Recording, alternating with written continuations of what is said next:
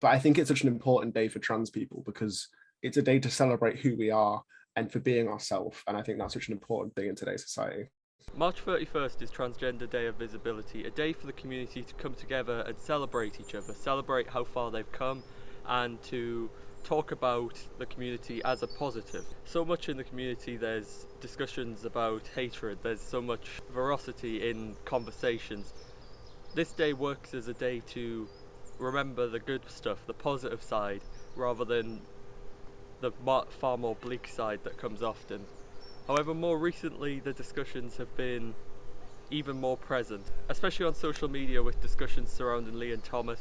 It's been a hard time to be on social media as a transgender person.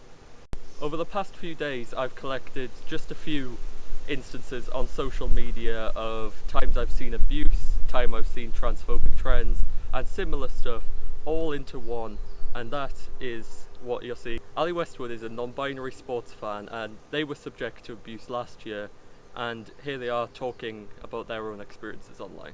So I've came under transphobic abuse for a lot of different reasons at different times. The most notable to me would have been I was just commenting, as I'm a Man United fan, a big football fan, so I was commenting under different tweets about Man United, and then that started a massive a massive flurry of different hate attacks from all sorts of people. A lot of them, obviously, it's just different name calling using different slurs, but it's something that can really cut deep a lot of the time. You don't think about it at the time, you try and brush it off, but it's something that really does end up sitting with you.